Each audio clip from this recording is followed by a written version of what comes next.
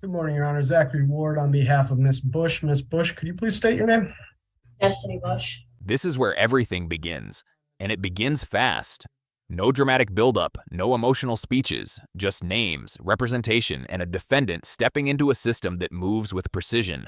But what's about to happen here is far more significant than it sounds.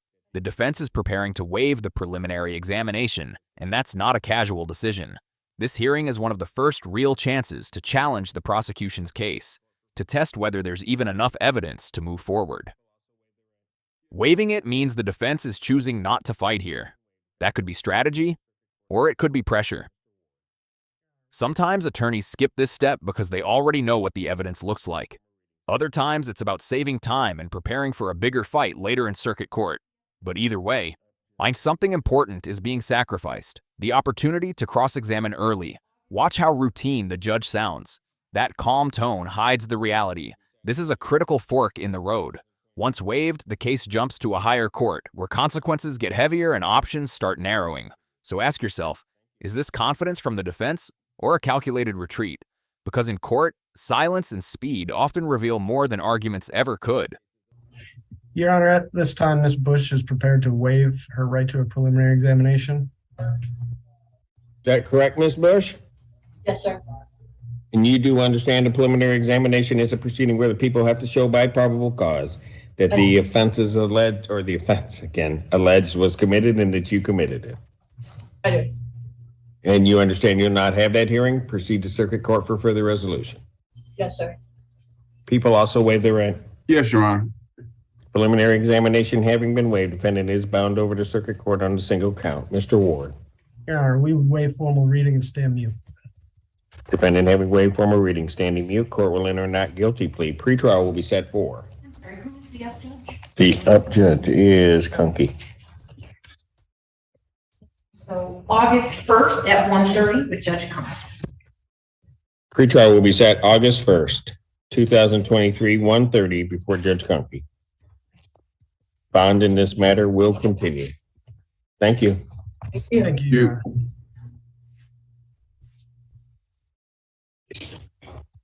Court does call the cases of the people versus Christopher Hayes. Good morning, Your Honor. Karma Dadush on behalf of the people seeking permission to practice pursuant to MCR 8.120 under the supervision of Prosecutor Laura Willenberg. Permission to practice is granted. Good morning. Thank you. Good morning. Good morning, Your Honor. Was that Christopher Hayes you called? My computer froze. Pardon? Did you call Christopher Hayes? My computer froze. Is that your excuse this morning? All right. Yes, I did. I did call Mr. Hayes. Thank you. Sandra White on behalf of Christopher Hayes. Mr. Hayes, can you state your name for the record? Christopher Hayes. Now we're roughly 2 minutes later, and already the tone has shifted. A new case, a new defendant, and immediately you can feel the difference. There's hesitation here, technical issues, delays, and an attorney openly admitting they haven't yet discussed an offer with their client. That's a red flag moment. In criminal cases, timing is everything. When an offer is on the table and hasn't been communicated yet, it tells you this case is still in a very fluid stage. Evidence is still being gathered. Notice the mention of videos. That likely means surveillance or recorded proof, which can make or break a case instantly. But here's what stands out. The system doesn't slow down just because preparation isn't complete. The judge keeps things moving, sets dates, and maintains control. That creates pressure. And attorneys have to make decisions quickly, often without perfect clarity. And then there's the subtle tension, when the judge questions the computer froze excuse. It may sound light, but it's a reminder. Court is serious, and accountability is expected at every second. So consider this. If you were in that position, making decisions without reviewing all the evidence, would you push forward or ask for more time? Because that choice can define everything that follows. Your Honor, in this matter, we're asking for an adjournment. There are some videos that we would like to get. And I did receive an offer from the people that I have not had a chance to talk to Mr. Hayes about. All right. And that's, you want both cases adjourned, I'm presuming? Yes. Hearing no objection, probable cause conference will be adjourned to August 3rd, 2023, 9 a.m. Bond will continue. Actually, Your Honor, two things. You want to address bond? I do, and my computer froze again, and I didn't hear the date. This is gonna be fun this You morning. know what? It's August 3rd. I'm not believing any of that. It's August 3rd. Esteban. Mr. Hayes is 22 years old. He does live in Michigan. He lives outside of Washington County, so he would not have to come back to Washington County where these events took place. He is asking for a PR bond or PR bond with tether. Your Honor, and I would respectfully object to that. The bond, in the people's opinion, is appropriate because he, in this case, schemed to steal cars, and he has prior convictions of felony larceny and felony stolen vehicle. So we would object to that. Was he, I guess he has two cases here. Was he on bond on one case when the other arose? He was on probation to Oakland County. When these cases arose? Yes. And Your Honor, Motion for bond reduction is denied. Bond will continue. Thank you, Your Honor. Thank you.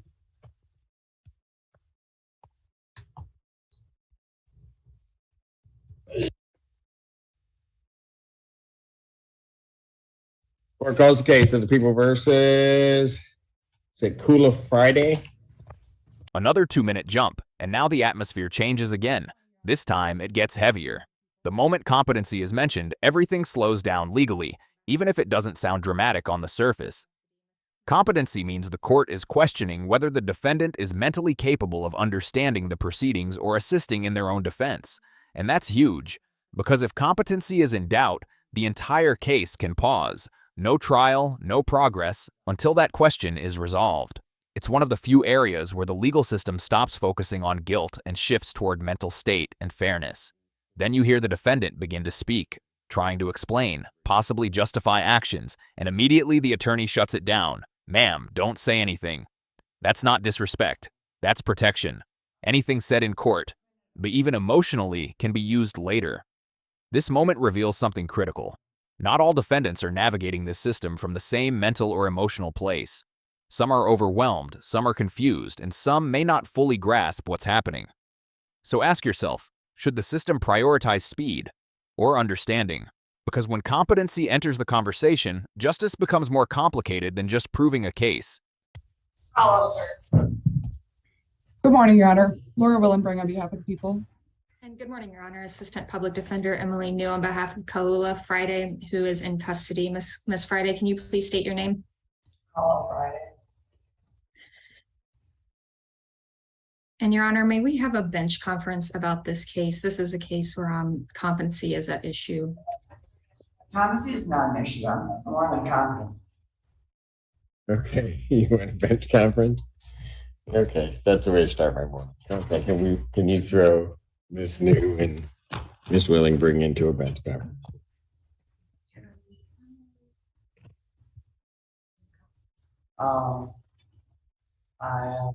I committed assault and battery to save my children. And Ma'am, don't say anything, please.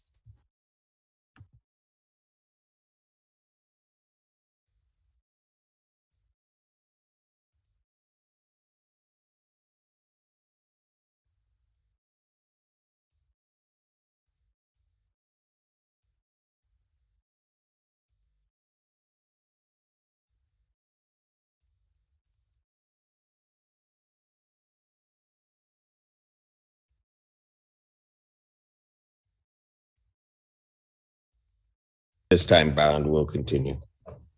Thank you, Your Honor. All right, thank you.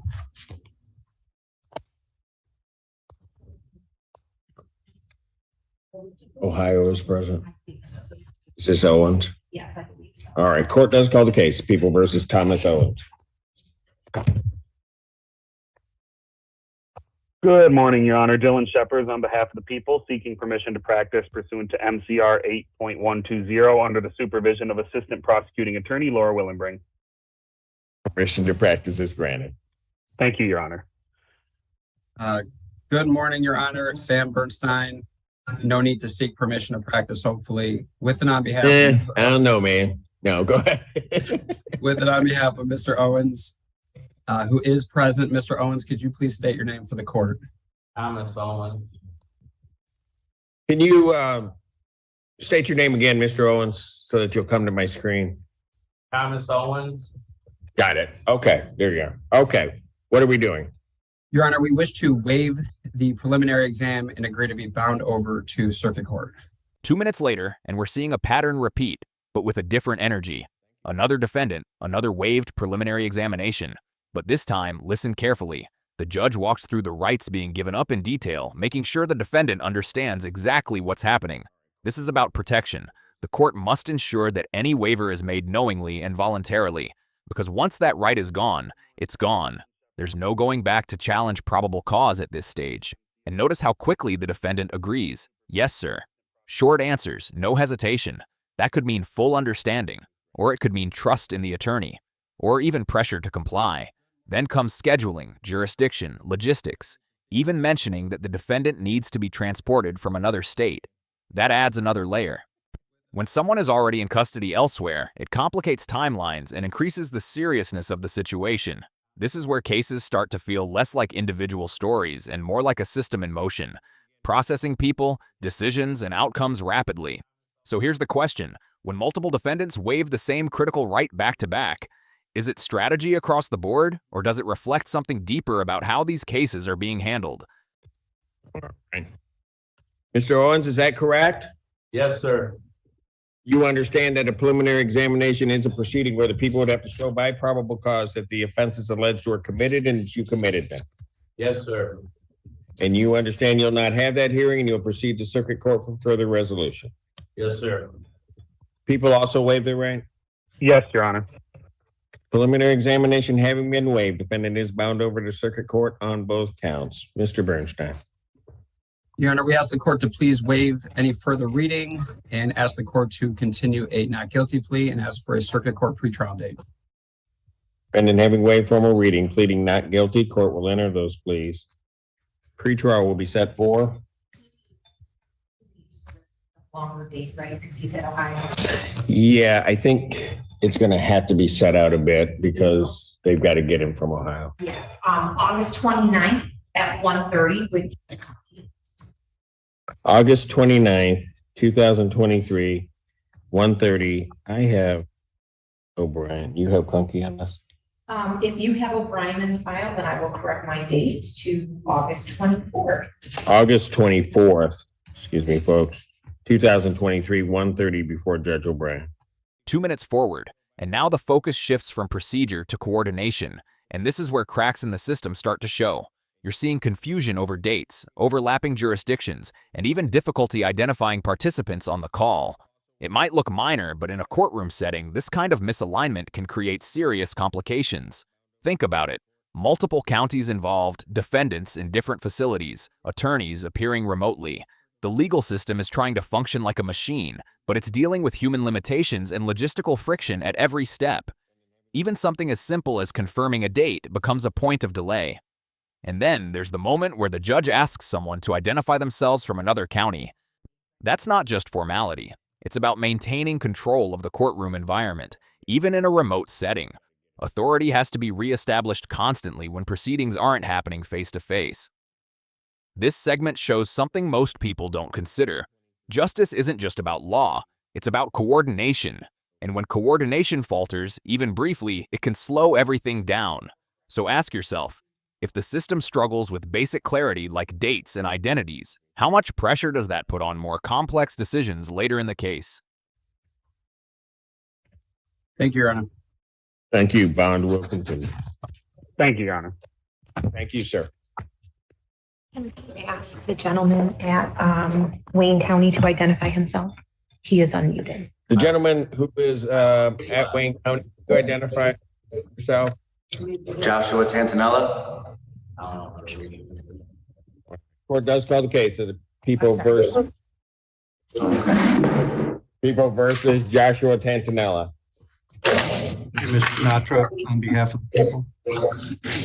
Good morning, Your Honor. Robert J. Cole on behalf of Joshua Tantanella. Mr. Tantanella, would you state your name for the record, please? Joshua David Tantanella. Good morning. Good morning. Judge, I was just appointed this case the other day. I've not had the pleasure of meeting Mr. Tantanella. Mr. Tantan, do you expect to be at the Wayne County Jail for a while? Hopefully no. Okay, well, I need to get a hold of you. So, Judge, can we adjourn this out a couple weeks and I'll see if I can get a hold of Mr. Tantanella? All right. Certainly. I'll adjourn this then, probable cause conference till August 3rd, 2023, 9 a.m. Bond will continue. Judge, what was that date again? August what? 3rd. All right, thank you. All right. Thank you. Court does call the case of the People versus Gregory Taylor. Jessica Blanche, appearing on behalf of people. Good morning, Judge Simpson, Attorney Carl Jordan, P number 57226, appearing on behalf of Mr. Gregory Taylor. I'm appearing by Zoom. Mr. Taylor's by Zoom, and this is with our consent, Your Honor. Very good. All right. What are we doing on this case? Your Honor, I was hoping that that we would be able to make some traction, but unfortunately, Ms. Blanche and I still have some work to do. May we have another PCC? I think we may be able to resolve it short of having the actual exam. Would that be acceptable to the court, Your Honor? Another 2-minute gap, and now we enter negotiation territory. And this is where cases often get decided long before trial ever happens. When you hear phrases like resolve it short of having the actual exam, that's legal language for potential settlement or plea discussions. What's interesting here is the tone. Both sides seem cooperative. There's no hostility, no aggressive pushback. In fact, the judge even makes a light comment about it being nice to watch them get along. That might sound casual, but it reveals something important. When both sides are aligned, resolution becomes more likely. But don't confuse cooperation with weakness. This is strategy. The defense might be trying to minimize risk, while the prosecution may feel confident enough in their case to negotiate from a position of strength. And then comes the request for time, 2 to 3 weeks. Time in legal terms is leverage. It allows for more evidence review, more discussions, and potentially better outcomes for either side. So here's the real question. When both sides are willing to work it out, does that mean justice is being efficiently served or quietly negotiated behind the scenes? That's fine with me if you guys are working on it. How much time do you think you'll need? What do you think, Madam Prosecutor? 2 weeks, 3 weeks? As soon as you send more information over, and then probably give me a week from there to speak to my officers. Could we have 3 weeks, Your Honor? Certainly. It's so nice to watch them get along. I know. It kind of warms my heart. All right. August 10th, 2023, 9 a.m. Bond will continue in this matter. Thank you, Your Honor. Thank you, sir. Court does call the case. The People versus Douglas Beard, not in custody. Good morning, Assistant Attorney General Emmanuel Owusu-Coker, on behalf of the people. Zachary Ward on behalf of Mr. Beard. Mr. Beard, can you please state your name? Yes, sir. Douglas Beard. All right. Thank you, Your Honor. At this time, Mr. Beard would be waiving his right to a preliminary examination. All right, Mr. Beard, is that correct? Yes, sir. You understand that a preliminary examination is a proceeding where the people would have to show by probable cause that the offense alleged was committed and that you committed it. Yes, sir. You understand you'll not have that hearing. You'll proceed to circuit court for further resolution. Yes, sir. 2 minutes later, and we're back to a familiar pattern. Another waiver, another case moving forward without challenge at the preliminary stage. But repetition here is the story. This isn't coincidence anymore. This is a system-wide rhythm. Defendants are consistently choosing or being advised to skip early confrontation and move straight to higher court proceedings. That raises an important point. Preliminary exams, while powerful, are not always the battleground attorneys want to fight on. Sometimes revealing too much too early can weaken a long-term strategy. Notice how structured everything is. The judge repeats the same explanation, the defendant gives the same confirmation, and the process continues almost identically. It's efficient, but also revealing. Individual cases start to blur into a pattern of procedural movement. And then comes scheduling again. Dates, times, judges. The machine keeps moving. No pause, no reflection.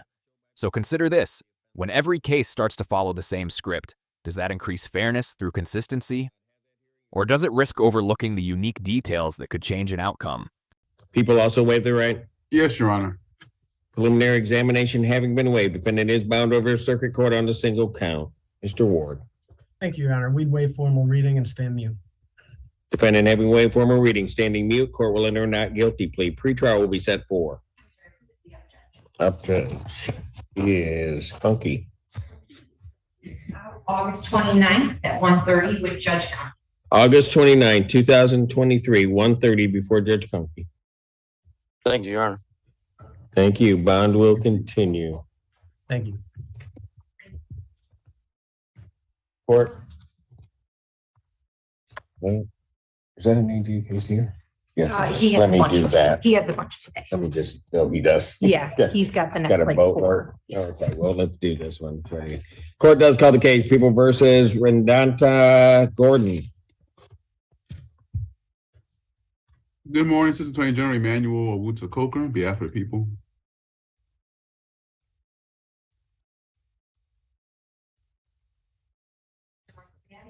Mr. Gaddy?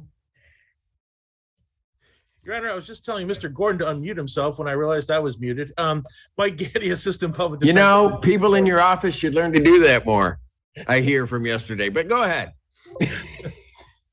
Mike Gaddy, Assistant Public Defender for Mr. Gordon. Mr. Gordon, if you could unmute yourself and state your name.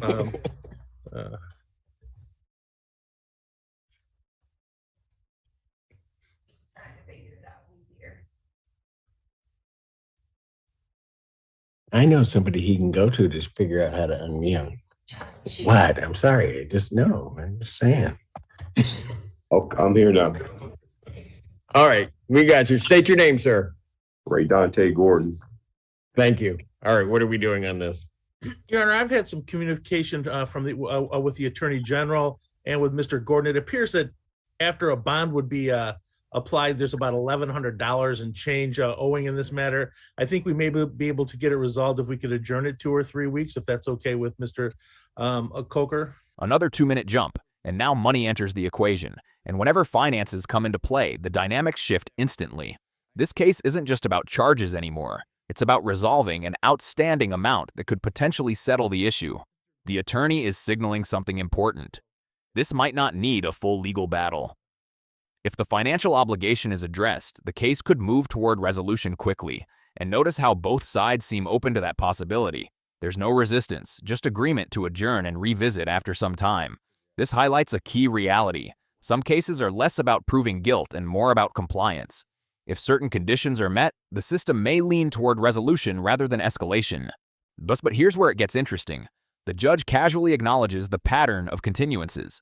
That's not just a joke. It's recognition that many cases follow this exact path. Delay, negotiation, resolution attempt. So ask yourself, when money can influence the direction of a case, does that create opportunity for resolution? Or does it introduce inequality into how justice is experienced? It's fine with the people. All right. Probable cause conference. I'm going to give you August 10, 2023, 9 a.m. Thank you, Your Honor. Thank you. Mr. Owutu. Continue in this matter. Thank you, sir. Thank you. I'll be in touch, Mr. Gordon. Okay. In custody's out. Court does call the case. People versus Michael Haywood.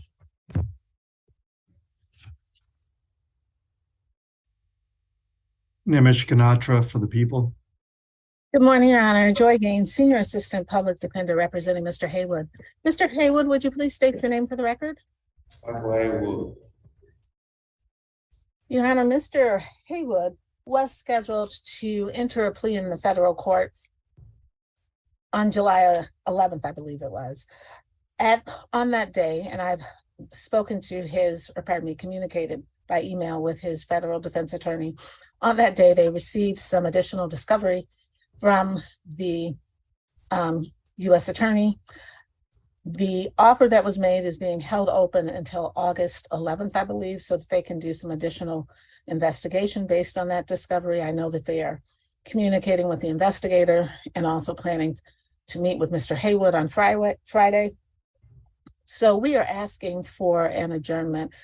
It's my understanding that if Mr. Haywood were to take that, the original plea offer, that he would be incarcerated for at least 10 years. There's a 10-year minimum. 2 minutes later, and now the stakes escalate sharply. A 10-year minimum sentence is not a small detail. It's a defining factor. When mandatory minimums enter the conversation, they reshape everything. Defense strategy, prosecution leverage, even the defendant's mindset. All of it shifts under that weight. Listen carefully to what's happening here. The defense is asking for an adjournment, not because they're unprepared, but because new discovery has just come in. That's critical. New evidence can completely alter the direction of a case, and when a federal component is involved, as mentioned here, things become even more serious. Federal cases tend to carry heavier penalties and stricter procedures. The defense is essentially buying time to analyze, to negotiate, to possibly avoid that 10-year outcome, and the prosecution doesn't object. That silence speaks volumes. It suggests that even they recognize the complexity of what's unfolding. This moment is a perfect example of how cases aren't always decided in court. They're shaped in the time between hearings. So consider this. If one decision could mean a decade of someone's life, how much weight should be placed on reviewing every single piece of evidence before moving forward? That would, frankly, I think, eat up a good portion of this case. So we are asking for an adjournment maybe to early September so that we can get more information and perhaps resolve this case. Any objection from the people? No. What's my first date in September? It's going to be the 7th. I'll adjourn probable cause September 7th, 2023, 9 a.m. Bond will continue in this manner. Thank you, Your Honor. Thank you, Mr. Haywood. Thank you. Thank you. Court does call the case of the people versus Robin Slater. Good morning, Your Honor. Allie Zend on behalf of the people seeking permission to practice pursuant to Michigan Court Rule 8.120 under the supervision of Assistant Prosecuting Attorney Laura Willenbring. Permission to practice is granted. Good morning. Zachary Ward on behalf of Mr. Slater. Mr. Slater, could you please state your full name? Need to unmute Mr. Slater or have somebody. There you go.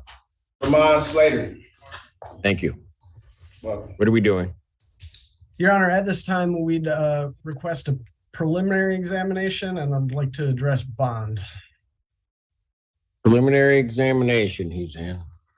Will be set for August 1st, 2023, 9 a.m. in person before Judge Barr.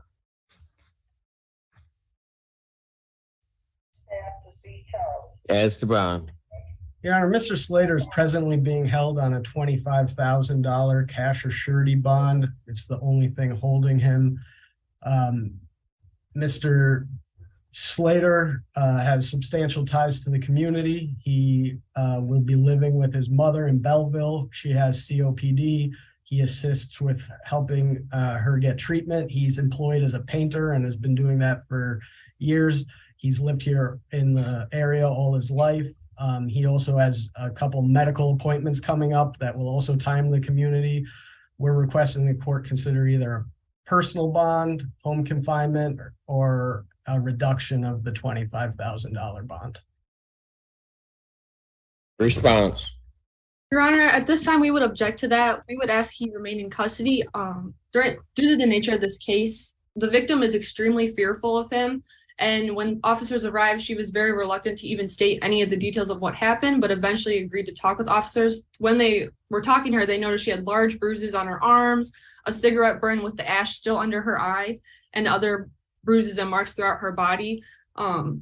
She also stated that a week ago he had kicked in her front door, and she was so fearful she wouldn't provide any more information. And we would ask at this time that the bond remain in place. And if he is released, we would also ask that a GPS tether be added as a condition of bond. Yeah, the GPS tether looks like it's in place. Your Honor, if I may briefly respond to the prosecution, my office did receive a letter purporting to be from the alleged victim in this case, substantially recanting any statements made and said no felonious assault occurred. Obviously, that's just a letter. I have provided that to the prosecution, but Mr. Slater will abide by any no contact order and any other requirements the court deems necessary. Allegation is that he was burnt with a lit cigarette. Yes, and the letter describes that being incidental, her stating she having no burns or anything like that, and that she was upset when the police arrived, so that's why she indicated it was done purposefully, but that was not the truth. Coming up on preliminary examination on the first, given what I've heard, motion for bond reductions denied. Bond will continue. Then Judge Bauer can take another look at it after hearing testimony. Thank you. 2 minutes forward, and this is one of the most emotionally charged moments so far. The defense presents a completely different narrative, a letter from the alleged victim recanting prior statements, claiming no assault occurred. On paper, that sounds like a major shift, but the court doesn't move. Bond reduction denied. Why? Because courts don't rely solely on recantations, especially in cases involving alleged violence. Victims recant for many reasons: fear, pressure, emotional ties, and the judge knows that. Instead, the court looks at the totality of evidence: physical injuries, initial statements, police observations. And in this case, those details, bruises, burns, carry significant weight. The prosecution also emphasizes fear. That's key. When a victim is described as fearful, it reinforces the need for protection, acts which directly impacts bond decisions. This is where legal reality clashes with narrative shifts. A letter alone isn't enough to override physical evidence and initial reports. So here's the question. When stories change, should the system trust the latest version or rely on what was first observed under pressure and urgency? Your Honor. Court calls the case, People versus Cordero Ivy. Good morning, Assistant Attorney General Emmanuel Owusu-Coker, on behalf of the people. Morning, Mahazidan, on behalf of Ivy Cordero, requesting permission to practice pursuant to MCR 8.120 under the supervision of Attorney Michael Gaddy. Permission to practice is granted, and I think his name is Cordero Ivy, but that's okay. Mr. Ivy, are you here? Yes, sir. Good morning. Cordero Ivy. Good morning, sir. All right. Okay, what are we doing on this case, folks? Your Honor, I was able to confirm with the Attorney General this morning that bond was received in this matter. So at this time, we would like to waive the preliminary examination and move forward with circuit court. All right, Mr. Ivy, is that what you wish to do? So I gotta actually go to court now? Well, you're in court right now. But Yeah, I know. yes. I know, but yeah, down in Ann Arbor. I mean, it was, so the child support money, did it get sent over already? Like, My understanding is, and sir, if you don't want to waive, that's fine. But my understanding, your counsel's indicated the money has been paid over to the account verified by the Attorney General. And based upon that, they're looking to waive this matter up to circuit court so that this matter can ultimately resolve. yes, sir. Okay, is that what you want to do? Yes, sir. Would you, do you need more time to talk to your attorney before you do that, or you're prepared to do that now? I'm prepared to do whatever I have to do, sir. All right, okay. You understand that a preliminary examination would be a proceeding where the people would have to show by probable cause that the offense alleged was committed and that you committed it. Yes, sir. You understand that by waiving, you'll not have that hearing and that you'll proceed to circuit court for further resolution. Yes, sir. All right, and just once again, that's what you want to do, correct? 2 minutes later, and this moment feels different, almost uncertain. The defendant hesitates, asks questions about payments, about court appearances, trying to understand what's actually happening. This isn't the confident "yes, sir" you've heard before. This is someone processing the situation in real time. And that matters, because legal decisions require clarity. When someone agrees to waive a right, it must be done knowingly. The judge even pauses to confirm, "Do you need more time to speak with your attorney?" That's a safeguard. It ensures the defendant isn't rushing into something without understanding it. But then comes the response, "I'm prepared to do whatever has to be done." That's not strategy. That's compliance. It suggests a willingness to move forward, possibly without fully grasping the consequences. This highlights a deeper issue. Not every defendant navigates the system with the same level of awareness or confidence. Some rely entirely on guidance, others simply follow the path presented to them. So ask yourself, when someone agrees just to move things along, is that informed decision-making or quiet surrender to the process? Yes. All right. People also waive. Yes, Your Honor. Preliminary examination having been waived, defendant is bound over to circuit court on the single count. Counsel. At this time, we would waive formal reading, Your Honor, and we stand mute to the charges. Defendant having waived formal reading, standing mute to the charges, court will enter a not guilty plea. Pretrial in this matter will be set for. Up, Judge, on this one is, it's DSS, but that's going to go to, I don't know. Yes. August 28th at 1:30. August 28th, 2000, actually, yeah, that's fine. 2023, 1:30, before Judge, you have it, Slay? Yeah, but that was Schwartz, is the up judge on this one, but hold on. Do you have it, Ron? It's not in my, it's not in JIS. It's not in JIS? So Swartz wants it. Right, it went to Conlon. Okay, then August 30th. August 30th, excuse me, folks, 2023, 1:30 before Judge Conlon. 2 minutes later, and the session closes. But what you've just witnessed is a complete snapshot of how the criminal justice system operates on a daily basis. Multiple cases, different circumstances, but one consistent structure. Decisions made quickly, rights explained briefly, and outcomes set into motion with lasting consequences. Across these cases, patterns emerge. Preliminary examinations waived repeatedly. Bond decisions influenced by past behavior and perceived risk.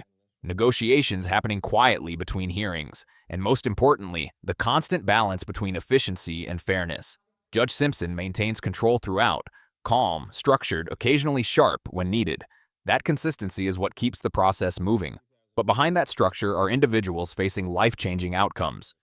Often within minutes of discussion, what stands out most is how much happens outside the spotlight. The real battles, evidence review, negotiations, strategy, are unfolding between these short courtroom appearances. What you see here is just the surface. If you found this case as shocking as we did, make sure to hit that like button, share your thoughts in the comments, and don't forget to subscribe for more jaw-dropping courtroom breakdowns.